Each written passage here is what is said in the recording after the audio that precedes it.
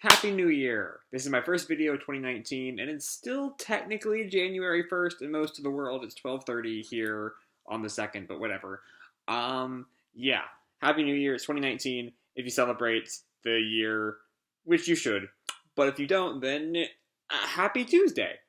Yeah, moving right along into, welcome to my live reaction for Fire Brigade Flame Chapter 154. Sorry, when I don't start with that, it always is a little bit fuzzy in my head.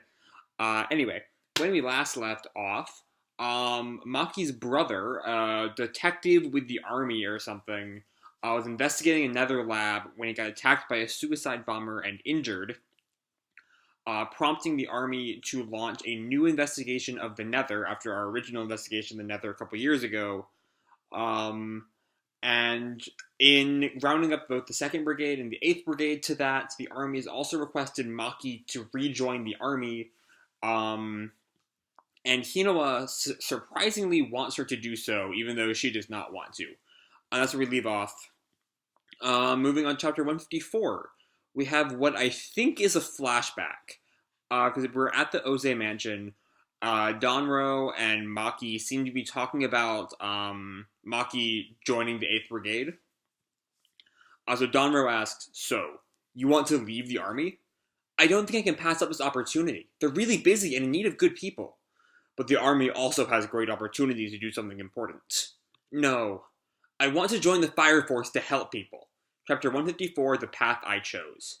So yeah, I mentioned in my last video, I really don't want her to rejoin the army, and Hinowa's choice to have her rejoin the army seems not very good or based in anything. I'm hoping there's a good explanation for that, but this chapter title, The Path I Chose, especially that past tense chose, makes me think that Maki is going to stay with the Fire Force. I'm hoping. I don't know. She better. I don't want to join the army. That just seems stupid. Also, Maki is the best female character on the show, so I hope she stays around. Anyway, we're back in the present. Still with Maki and Hinowa and Obi. "Me? Back in the army? The situation will become more dangerous thanks to the White Hoods. This isn't suitable when we should be protecting someone's daughter." "Yeah, Hinowa, what the fuck? She can protect herself. She's one of the strongest members of this brigade. What the fuck are you on about?" "Understood." "Maki, no, don't fucking listen to him. The captain thinks I'm not good enough." And Obi, I can't quite read Obi's emotions on this page. Hinowa's are hidden by his glasses. Meanwhile, in what looks like the 2nd Brigade, Takaru is looking at some kind of billboard. "A joint operation with the 8th? Another 2nd Brigade guy. Yeah, it's a large-scale investigation of the Nether. Hajiki-senpai. We're supposed to expose what experiments the White Hoods are up to." Then we see a desk. "Good morning. So is Shinra talking to the desk, or is he in a room with other people?" But I guess he's in a room with other people, because he hears someone say, "It won't open." And Tamaki is trying to open a jar. "I used to ask Maki-san to open these stubborn jars when they got stuck. She's going to come back soon, right?" And Obi comes over and, opens the jar for her. "It was a necessary measure. After all, Maki's the general's daughter, so she can't join our mission." "Yes, she fucking can. There is no fucking reason for her to fucking leave because, oh no, she's someone important's daughter. Fuck out of here." The point of this arc better be all of these fucking commander types are wrong and Maki can take care of herself. What the fuck? That better be the message of this arc, I swear to God. If not, I'm going to have words with Okubo, and by words, I mean fists. Anyway, where were we? Obi is continuing to open the jar, and he cracks the jar. The entire fucking jar got cracked. Whoops. Sorry. The pickle juice all, runs onto his hands. "See, this is why I wanted Maki-san. You're too strong, sir." So Arthur speaks up. "So when exactly is Maki coming back?" "She's not coming back." That's Shinra who, pipes in. "But I want her back." "Hey! She gets to decide this on her own." Clearly she doesn't, because Hinowa decided it for her." "I'm not listening." "I said she gets to decide on her own!" And Arthur, had his ears plugged. La la la la la. You big baby. But so do I. No one wanted her to leave. Tokyo Imperial Army Administration Office. They have fucking Maki as a secretary. Maki kicks ass. She should not be someone's fucking secretary. 11 o'clock. Normally this would be when I finish my work and started my training. And some guy walks in. Miss Maki, I made you some tea. Please drink up.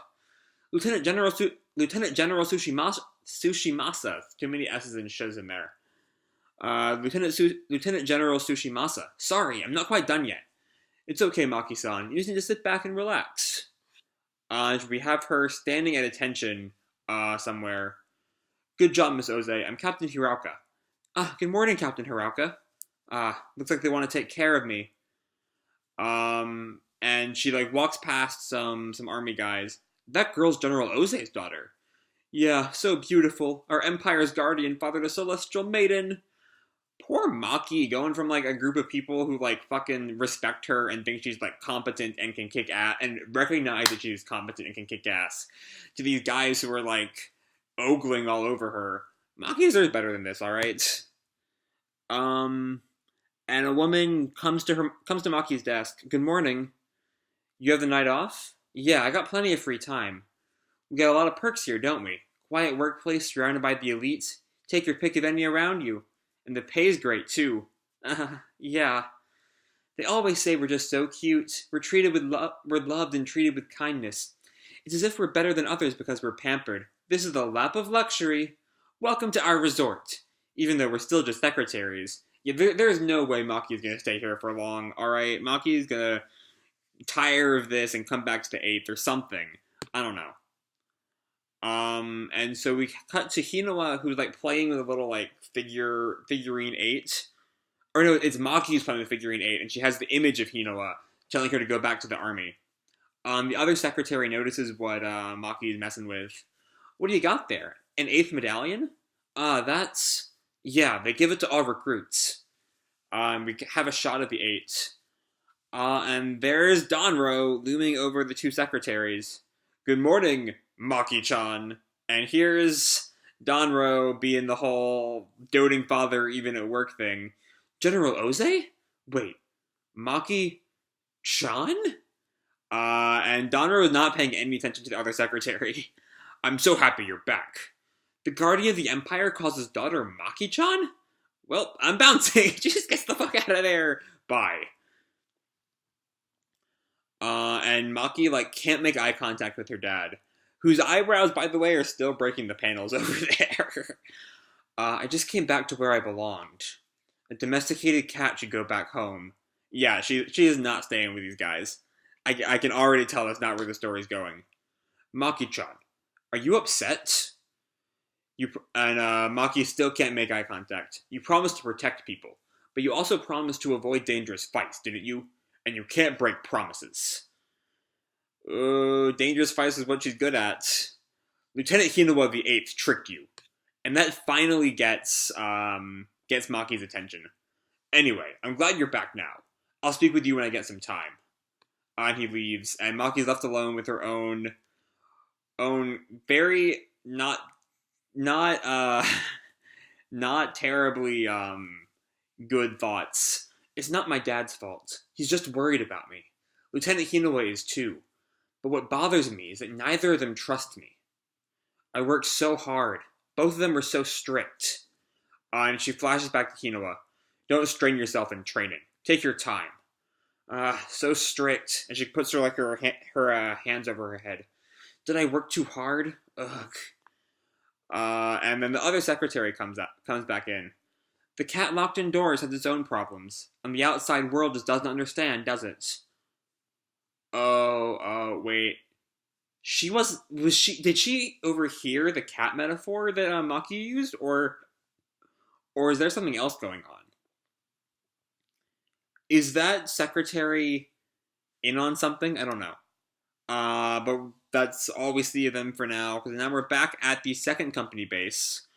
The 2nd and 8th join an investigation into the Nether experiments.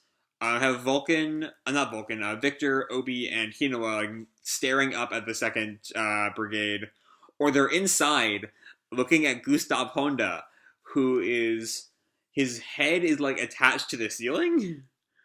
I'm training my head and neck. Just ignore me and begin. What? In that case, let me begin with some precautions. And just then, Honda falls over. I see. Please continue. Maki leaves, and the strange commander arrives. Now begins the joint plan to confront the dangerous Nether. To be continued, chapter 155, Dive into the Darkness. Alright, so we are now gearing up into a pretty promising arc, assuming Okubo treats Maki with the general good storytelling she's gotten in the past. Even if most of her storytelling has been kind of relegated to just being like a badass fighter, this is definitely the most we've really gotten into Maki as a character, and we really are learning a whole lot about her. And I like what we see. I do wish she was able to have some faith in herself. You know, we see, especially on page 16, how much of her self-worth is kind of based on Danrou and Hinowa. And as much as I love Hinowa, that's not okay. Your entire self-worth should not be based on some other person. And so hopefully this arc has her learn to, like, value her own opinion of herself. What I'm hoping does not happen, and what Fire Brigade has generally been good at, like, not doing, is a typical shonen trope where everything falls to the protagonist, where everyone else's development happens because of something, you know, like that Naruto does, or that Natsu does.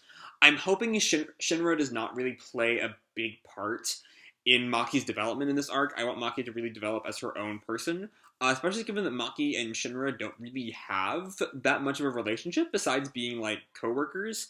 It's not like Iris or Tamaki where he's been with them all this time. Maki's always been, you know, a step above him. At least, if not in, like, brute strength, then at the very least in the Brigade hierarchy. So hopefully it's not just, you know, Shinra comes in and, like, solves all her problems. Maki's a strong enough character. I want her to really become her own drive forward, I guess. There's nothing the series has done to make me think that Shinra will play a big part in Maki's development, but I just want that out there. I don't want that to happen.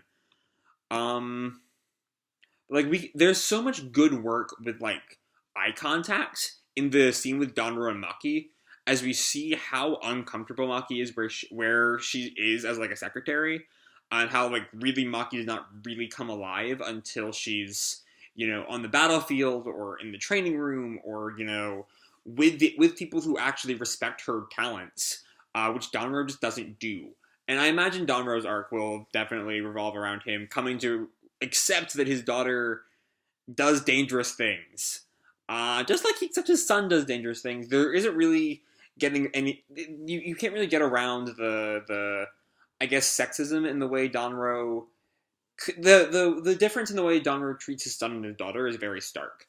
And I imagine that will become very important as Maki and Danrou's very clashing goals come to a head throughout the arc.